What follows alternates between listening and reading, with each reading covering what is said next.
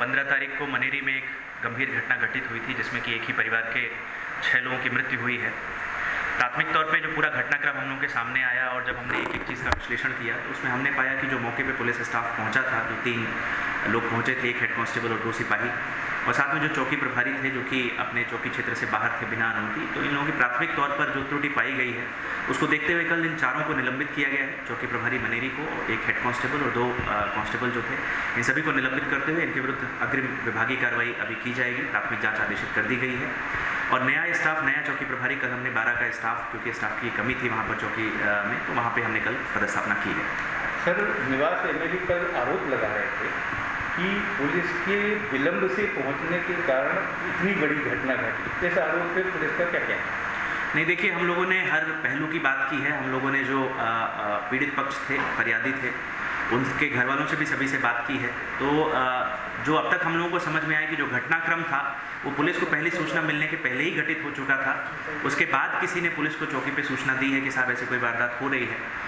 जो चौकी पे स्टाफ उपस्थित था वो मौके पे पहुंचा, लेकिन तब तक ये चीज़ें हो चुकी थी और सब लोग वहाँ पे जो थे अपने अपने घरों में दरवाजे बंद करके जा चुके थे। उसके बाद जो स्टाफ पहुंचा था वो क्योंकि इक्विप्ड नहीं था तो वो उनसे डील नहीं कर पाया। उसके बाद हम लोगों को सूचना प्राप्त हुई, तब हमने जो आसपास के थाने थे और जो एसडीओपी निवास हैं उनको मूव किया कि जो भी पहले पहुँच सकता है तत्काल मौके पर पहुँच के और स्थिति को नियंत्रण में करें। तो जब हमारे थाना प्रभारी और एसडीओपी मौके पर पहुँचे हैं, चूँकि जो घटना स्थल है वो आसपास के सभी थानों से काफ़ी दूर है, जो चाहे वो निवास की बात करें, चाहे हम बीजाडांडी की बात करें, कम से कम 45 मिनट का समय वहाँ पहुँचने में लगता है। ट्रेन भी खराब है, सड़क की भी स्थिति ठीक नहीं है, तो उस बात को देखते हुए कहीं से भी पहुँचने में समय लगता है। तो जैसे ही सूचना मिली अधिकारियों को भेजा गया, इन्होंने जाके मौके पर नियंत्रण किया। लेकिन जो अब तक का पूरा घटनाक्रम हमें समझ में आया है कि जो वारदात हुई थी वो पुलिस को पहली सूचना मिलने के पहले ही घटित हो चुकी थी। सर, क्या जबलपुर पुलिस से भी हमने कोई मदद मांगी थी?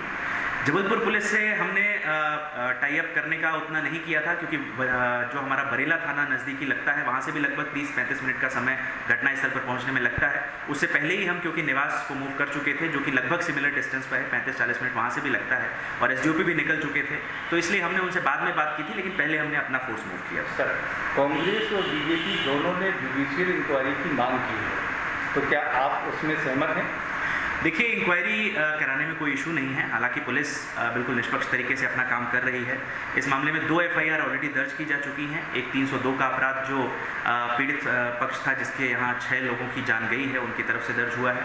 एक 307 का अपराध हमने पुलिस की तरफ से दर्ज किया है, क्योंकि पुलिस वालों पर भी हमला हुआ था और उसके जवाब में अंत में हमारे टीआई को उसको पैर पे गोली मारनी पड़ी, उसको अपनी अभिरक्षा में लेने के लिए, उस पर दर्ज हुआ है। तीसरा एक अन्य जो है अभी मर्ग जांच में चल रहा है, उस पर से भी संभवतः अभी हम जो पूरे तथ्य आ जाएंगे उसके आधार पर प्रकरण दर्ज करेंगे। कुछ लोगों के घर में जो तोड़फोड़ हुई है उसको देखते हुए भी हम एफआईआर दर्ज कर रहे हैं।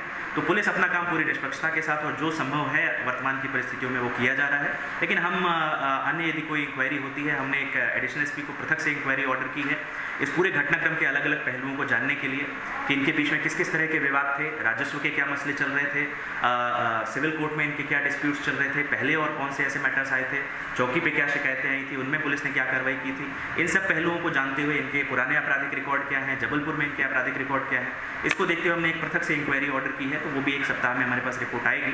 तो इन सब बिंदुओं पर ऑलरेडी हम जाँच कर रहे हैं।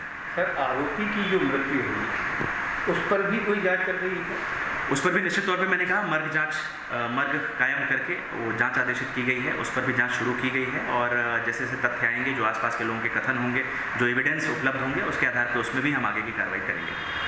Thank you.